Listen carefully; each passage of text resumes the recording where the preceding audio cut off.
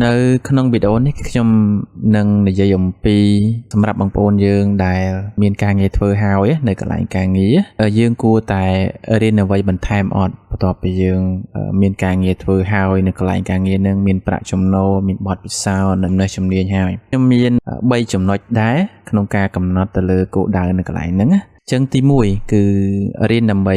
អភិវឌ្ឍជំនាញរបស់ខ្លួនបន្ថែមនៅពេលដែលយើងគិតថាយើងមានការងារធ្វើហើយយើងមានប្រាក់ចំណូលហើយយើងអត់ចង់អភិវឌ្ឍអ្វីបន្ថែមទៀតទេអាហ្នឹងវាជាចំណុចមួយដែលយើងមិនគួរទេយើងត្រូវរៀនអ្វីដែលជួយពន្លឿនទៅដល់ការងាររបស់យើងណាឧទាហរណ៍ថាយើងធ្វើជាផ្នែកជំនាញ graphic design ចុះយើងគួរតែរៀនអ្វីបន្ថែមពីហ្នឹងអញ្ចឹងឧទាហរណ៍ថាយើងចេះ Photoshop Illustrator អាចរៀនអ្វីបន្ថែមដូចទៅជា motion graphic រៀនកាត់វីដេអូរៀនតាក់ទងទៅនឹងការថតរូបអីផ្សេងវាស្ទើរតែជាចំណេះជំនាញបន្ថែមពីលើយើងដើម្បីឲ្យយើងមាន full skill កាលណាយើងមាន full skill យើងចង់ទៅកន្លែងណាក៏បានណាចង់ផ្លាស់ប្ដូរពីបរិបទការងារយើងឧទាហរណ៍ថាយើងធ្វើការងារជា graphic design អញ្ចឹងយើង design តែ poster artwork អីផ្សេងអញ្ចឹងយើងចង់ផ្លាស់ប្ដូរទៅជា motion graphic វិញបើមានក្រុមហ៊ុនមួយដែលគេផ្ដោតទៅលើតែ motion graphic គឺយើងធ្វើអានឹងច្រើនអញ្ចឹងយើងអត់សូវចំណាយពេលធ្វើតែលើ artwork នឹងច្រើនទេណាឬក៏យើងមានជំនាញទៅខាង media អីផ្សេងទៅនឹង marketing អីហ្នឹងវាសិតតែជាចំណេះជំនាញយើងបន្ថែមឬថាយើងចង់បដូររសជាតិយើងថាមានអារម្មណ៍ថានឿយណាយពីកន្លែងការងារដែលជា design តែ poster អី banner អីហ្នឹងយើងមានអារម្មណ៍នឿយណាយយើងអាចផ្លាស់ប្ដូរទៅបានណាដោយសារយើងបានរៀនជំនាញហ្នឹងដែរយើងចង់ភ្លក់រសជាតិជំនាញផ្សេងមួយទៀតណាណែគ្រប់គ្រងទៅលើ marketing ហ្នឹងទៅឬក៏យើងទៅផ្នែក 3D ហ្នឹងទៅ modeling អីផ្សេងអាហ្នឹងសុទ្ធតែជាការបន្ថែមរសជាតិឬក៏ជំនាញអភិវឌ្ឍជំនាញរបស់ខ្លួនបន្ថែមនៅកន្លែងការងារអ្វីដែលយើងកំពុងធ្វើអញ្ចឹងមិនមែន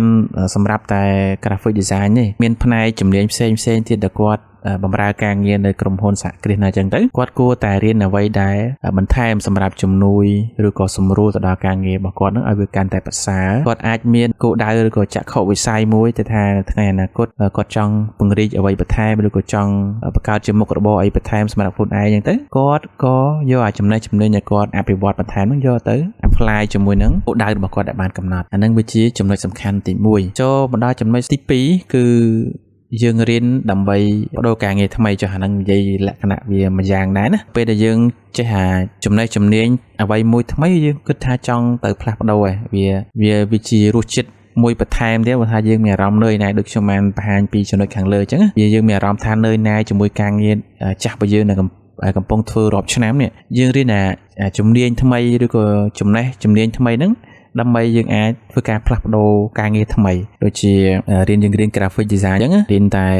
design poster artwork ផ្សេងយើងចង់ទៅផ្នែកផ្សេងមួយទៀតតកតងទៅនឹង marketing អញ្ចឹងទៅគ្រប់គ្រងទៅលើយុទ្ធសាស្ត្រអីផ្សេងហ្នឹងវាដាច់ផ្សេងគ្នាយើងអត់មក design artwork អី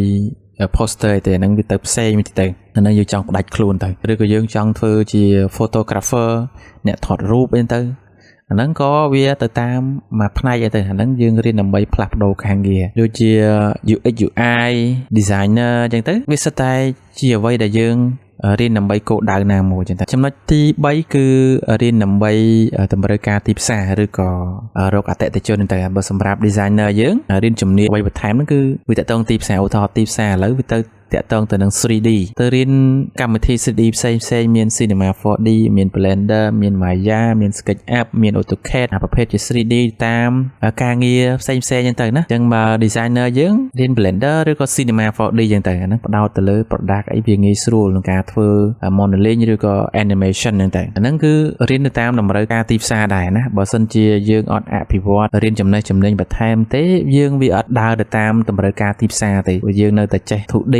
ចេះតែ Photoshop ចេះតែ Illustrator អញ្ចឹងទៅចេះតែពីកម្មវិធីប៉ុណ្ណឹងអត់ព្រមរៀនអភិវឌ្ឍខ្លួនទេគឺវាអាចដើរទៅទាន់ទីផ្សារតែអញ្ចឹងទីផ្សារវាចេះតែរីធំទៅត្រូវការអ្វីបន្ថែមរហូតអញ្ចឹងយើងត្រូវការដើរឬក៏រត់ទៅតាមទីផ្សារដែរបើមិនតែយើងចេះហើយយើងដើរបានតែយើងមិនសូវចេះទេគឺរត់ឲ្យទាន់ទីផ្សារណាដើម្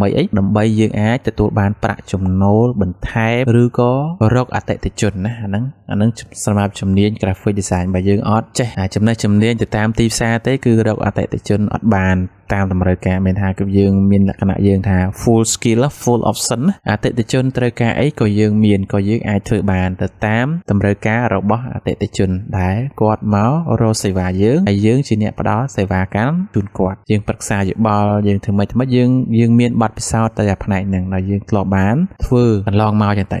ឬក៏យើងធ្លាប់បានសិក្សាទៅយើងក៏យល់ពីផ្នែកហ្នឹងច្រើនដែរយើងអាចចិត្តតាក់ទាញអតិថិជនទៅតាមនឹងដែរអញ្ចឹងខ្ញុំចូលរួមបាន3ចំណុចហ្នឹងដែរតាក់ទងទៅនឹងការងារដែលយើងធ្វើបច្ចុប្បន្នហ្នឹងតើយើងគួរធ្វើបែបណាយើងទាញផលចំណេញពីកន្លែងហ្នឹងវិញដើម្បីយើងមានគោលដៅមួយច្បាស់លាស់ថាទោះបីជាយើងកំពុងតែធ្វើការនៅកន្លែងហ្នឹងមែនអញ្ចឹងយើងត្រូវចេះចាប់យកឱកាសនៅកន្លែងហ្នឹងណាគេផ្ដល់ប្រាក់កម្រៃចំណូលឲ្យយើងប្រចាំខែហើយក៏យើងត្រូវពង្រឹងសមត្ថភាពខ្លួនឯងបន្ថែមទៅដែរហ្នឹងចំពោះតែយើងនៅ